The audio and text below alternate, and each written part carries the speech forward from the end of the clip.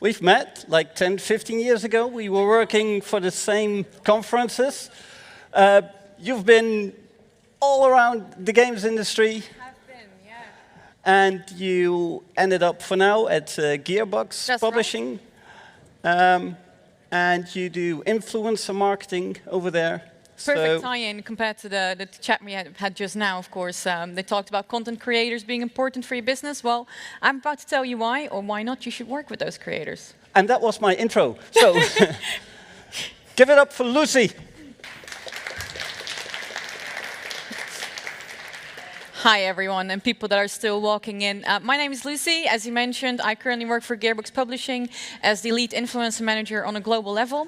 I've been doing this for 10 years, so I'm pretty much a senior, pretty much an old person in this industry at this point. So what I'm about to tell you, you may already know, you may disagree with me. That's perfectly fine. I'm just going to tell you how I work with influencers and what I think the best way to work with these guys is. First of all, influencer, kind of shouldn't say it, it's content creator. They prefer to be called content creators because they're making content, they're not influencing anyone, or so they think, but obviously they do.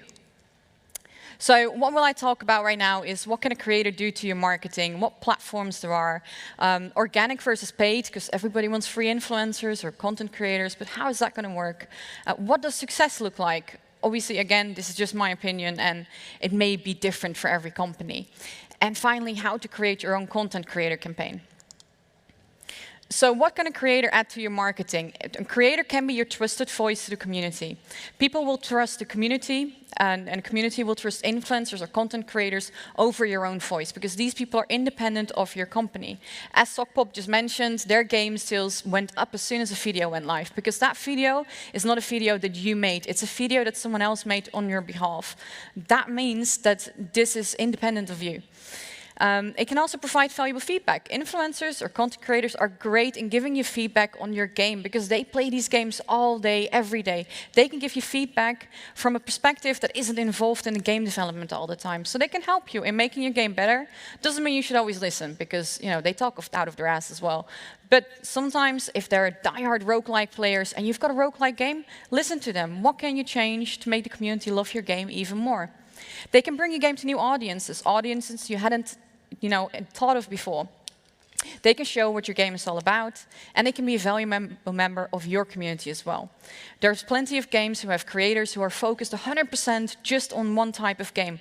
They are part of your community from that point onward, and you should treasure them, you should value them. Even if they're negative about your game, you know what, they play your game more than 100 hours, and they show that to their community. So they're a valued voice that you should treasure and listen to and communicate with. The platforms that there are. Obviously, there are more platforms out there right now, like Rumble and Kick, but I'm not going into those right now because it's not something that a lot of game studios are using due to the more controversial nature of those. So one that we're using a lot, obviously, is Twitch. It's purely meant for gaming. Pros of that, you're directly engaging with your audience. It's more organic. You can have drops, meaning that your game is going to be on the front page of Twitch. It's like, oh my God, look, there's drops. People are going to tune in. It's more exciting. The cons, however, is there's no control over the content that gets put out, and that's a risk for a brand. Especially if you have a game with a lot of information going on, a lot of that information may get lost when someone tunes into Twitch because they're tuning in an hour through. They've already been streaming the game. People are confused. They're like, what is this game? So that is the difficult part of Twitch. And of course, you can't control someone's behavior. At the end of the day, a content creator is their own individual person, and they may say something that you don't want them to say. Just the other week, I had a streamer smoke weed on stream. We don't really care, the game was 18+, but obviously, if you've got a family-friendly game, that's not maybe the kind of image that you want to put out there. So with Twitch, the risk is always there. Someone can fuck up. With YouTube, you've got more control over their content. The content is content that you can review, especially if you're paying someone to make a video. You can really see what they're putting out there. You control the narrative. And this is very good if you're trying to make informative content, if you want to show people what your game really is all about. It can also obviously upload more short content, because people's attention span these days is very low. The cons, however, is people on YouTube are very expensive. Content creation on YouTube is just more expensive than Twitch. And so you need a bit of a bigger budget to get any kind of significant views on YouTube. Of course, YouTube now also has live streaming, but that's still not quite at the same level of Twitch. So the engagement is still more there on Twitch. And of course, we've got TikTok, we've got Instagram.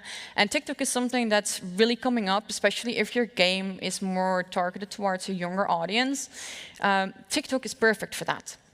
However, TikTok is obviously, it's got such a wide audience. There are non-gamers on there. So finding the right creators on TikTok that are going to promote your game, it is a new market. It's something that's so new. And in the next 5 years, we'll see that jumping up even more. We'll see that sort of market growing, but right now it's in its infancy. So what you'll see, for example, is that some games, like strategy games, they don't work on TikTok. Nobody on TikTok is interested in strategy games. And even if you find the biggest creator, they might have 1 million views, but only 3 comments, and that's not what you want. That's not worth your money. So that's kind of the pros and cons, and you have to figure out for yourself what makes sense for my game. Where does my audience lie? Is my audience young?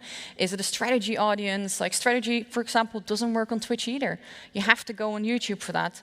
And so you kind of have to figure that out for yourself. I'm always happy to give you advice if you want to ask afterwards, but this is really important in your creator marketing. It's finding out the platform before anything else. So quickly about organic versus paid. Everybody wants people to pick up their game organically. And sometimes this can happen. If you've got a great game, someone might just pick it up and play it. When we did the Remnant 2 campaign for Gearbox, we saw a lot of interest in Remnant. So many people picked up that game organically. The game was on the front page of Twitch for weeks at a time. And that's fantastic. That's what everyone wants, because then you get your eyes on your game. But there is never a guarantee for that. It depends on the rest of your marketing, it depends on how good your game is, and it's such a metric that you can't influence. So organically, what you can do is create relationships with creators, especially if you're an indie.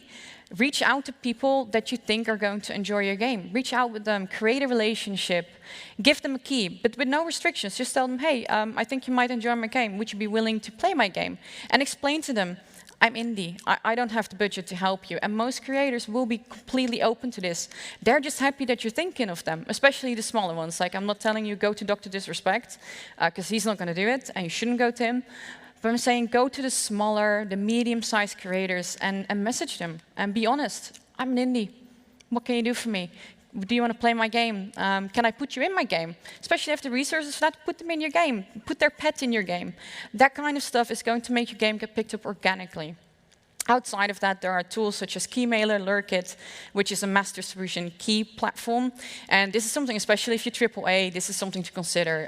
It's so valuable because I get 200 emails a day of people requesting keys. I can't manage those keys. So we have key distribution platforms, send everyone there. There you go, please go there, apply. The platform vets for you, like it checks if the creators are legit, because you get a lot of scam requests as well.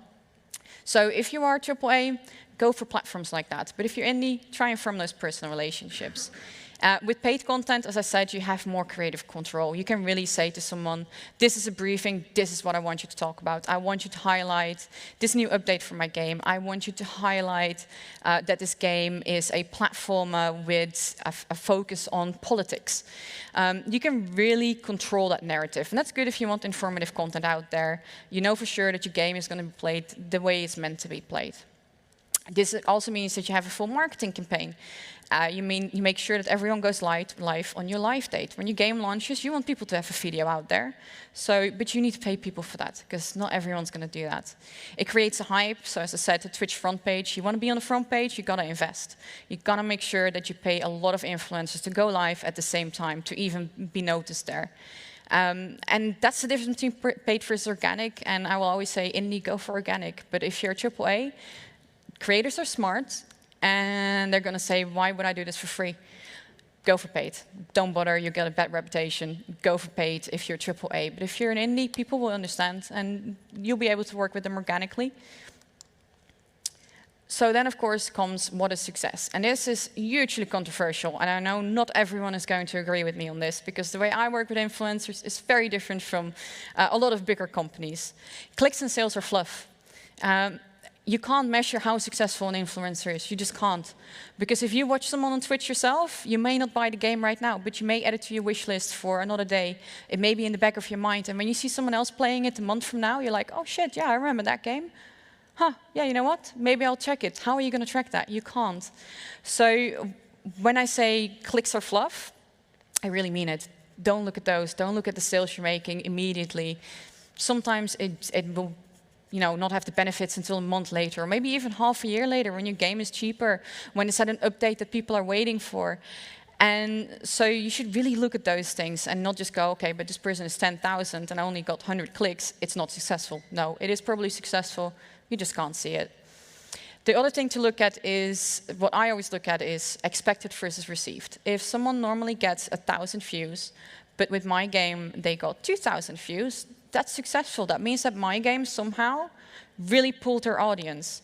And that's, to me, successful. If the stats are less, if they only get 100 views, then I picked the wrong person. And fuck, then it's not a successful campaign. The other thing to look at is community sentiment. Is their community interested in what they're telling about your game? Are they positive? Are they just talking side stuff? Are they not even talking about the game? But if they're talking about your game, and if they're trying to help the stream, like, oh my god, check out this thing over there, check out that thing over there, they're engaged. It means that you found the right creator to talk about your game, and that is what success is when it comes to influencer marketing. And it doesn't matter how much money you've put behind it, because that's what success is the engagement, because it's better to engage 100 people than it is to have 10,000 views, but only 10 of those people were actually interested. And of course, game enjoyment. Did the streamer, did the content creator enjoy your game? If they did, hey, that's a success. Someone enjoyed your game, and they brought that enjoyment over to their audience. Because if they don't enjoy the game, it's going to be noticeable. You'll notice if someone doesn't like a game. So to the community, that game enjoyment is really important. And this is, when they enjoy that game, it's a relationship you should treasure. You should talk with the creator again. Be like, thank you for playing my game. Thank you for enjoying it. And really create, which I'm going into here, relationship, not business transactions. And that's how a lot of companies see streamers and content creators as a business transaction, as a here's money, play my game, done. That's not going to bring you success. That's going to bring you temporary success. That's going to bring you someone that plays your game once and they'll forget about it. And you can be guaranteed that if they forget about your game, their audience will too. So if that's how you approach influencers, my advice would be don't even bother. So as I mentioned, reach versus engagement. Always look at that engagement. How is your game going to get noticed? Have a good game. Very easy to say, right? But have a good game. That's how your game's going to get noticed. You can only do so much with something that's bad. No matter how much money you're going to throw at it, if your game isn't up to the standards of what the community is expecting and what gamers are expecting, and I know their standards are unreasonable, believe me, I know. But if that doesn't meet their expectations, then no matter how much money you throw at influencer marketing, it's not going to sell your game, because they're going to see the flaws of your game and they're going to exploit them. Especially the organic influencers, so the people that you aren't paying, they're going to exploit every single bad thing about your game, and you can't protect yourself against that. So be honest.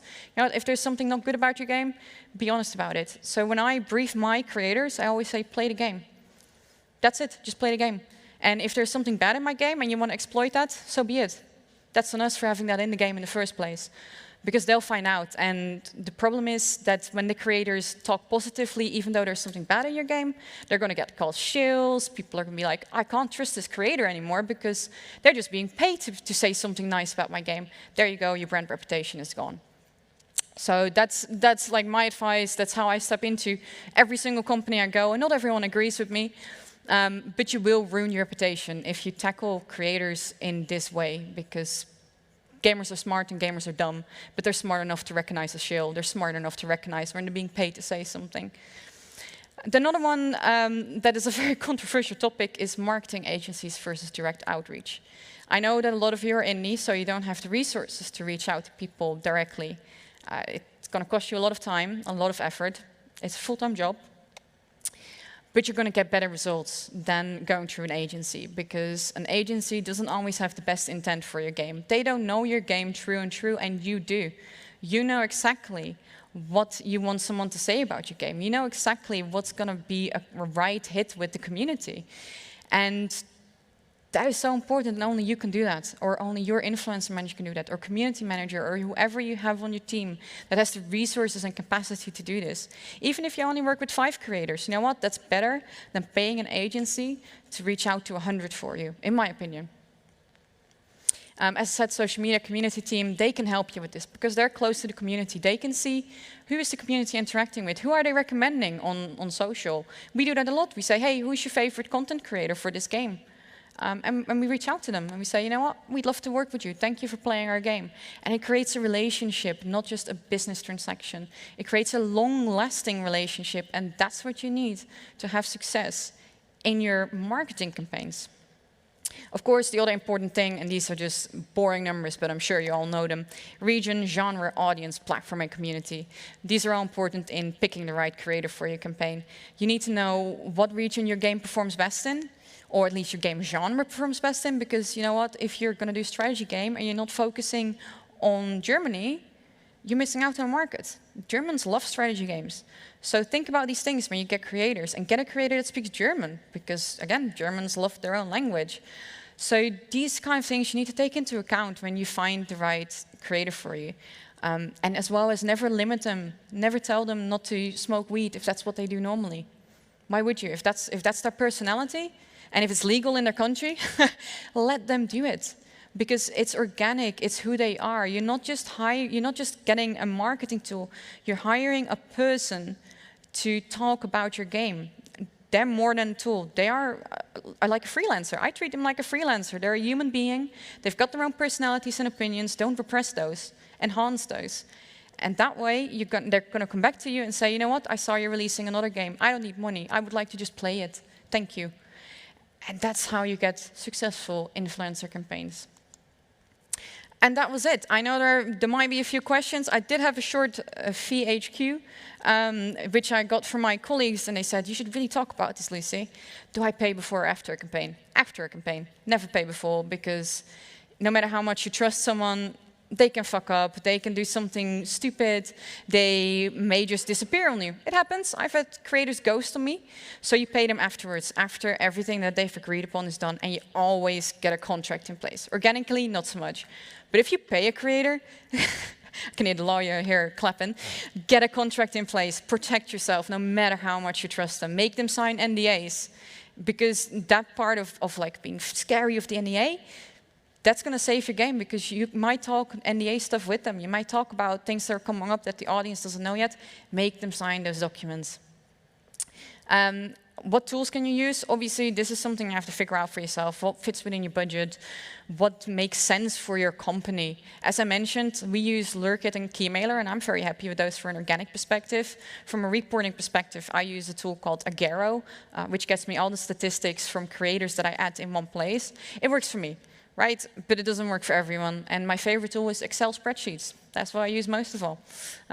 It's very simple, but Excel spreadsheets, everyone can access it. It's so easy to just write down who you're working with, what they're costing, and when I'm out sick or get hit by a bus, someone can take over very easily.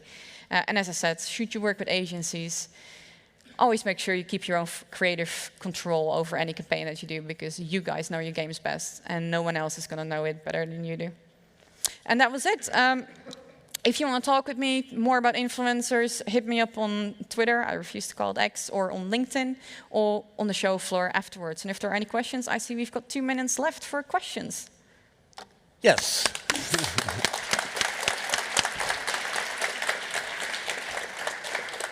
So, any more questions?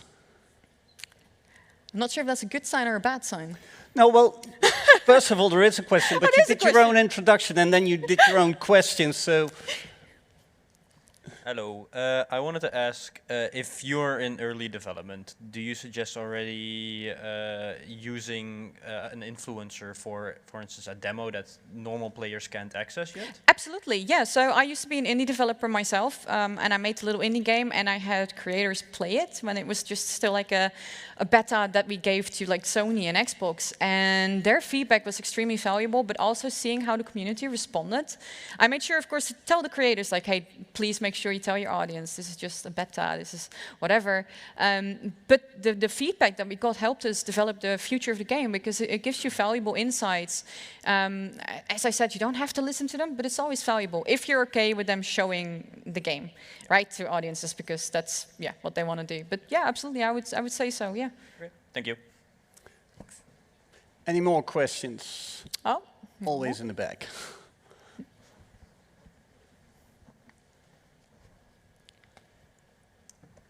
Hi.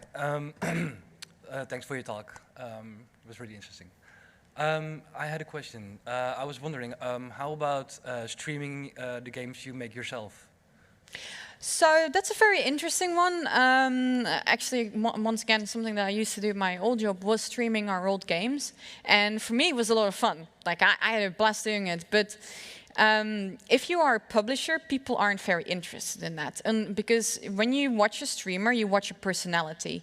So if you want to go into that as a publisher, then you need to have a strong personality behind it. If you are a developer, hell yeah, people are going to be interested because they want to know how the game is made. So it needs to be more of a informative thing, like, hey, ask me anything. I'm the developer of the game, and this is how I play the game. So there are two different strategies there. As a publisher, you need to have a personality in there. But as an indie dev, yeah, people are going to love it. They love hearing what you have to say about your game. Like FAQs, even if you just want to do like a Reddit thread or a Steam on Steam, yeah, as a developer yourself, they will love it. Nice, thanks. Time for one last question. I guess I told it well then. Then I have a small one. A short one. You were saying clicks and sales are fluff. Yeah. So no more talk about, how many views will lead to how many sales. But how do your employers think about that? How did you convince them on that? By talking a lot of bullshit and convincing them that I know what I'm talking about. No, honestly, it's led to a lot of conversations. At Gearbox, honestly, they're very much like, you know what, you're the influence manager, you know what you're talking about, so we trust you in this. And at Gearbox, everyone is very much like, yeah, no, you know what, we agree with you, because how can you measure how successful that is? At the old employees, yeah, it's definitely been a struggle. Okay. It's definitely been a big discussions, and yeah, sometimes your boss above says, you know what, I disagree with you, Lucy. We're looking at clicks, and I'll be like, well, then you're not going to have success. But I warned you about that, so whatever. So no, it's a very good question, and it's something that I would say get a good influencer manager if you have the budget, and they'll help you convince your upper bosses. Okay, thank you. Thank you very much. Give her a round of applause.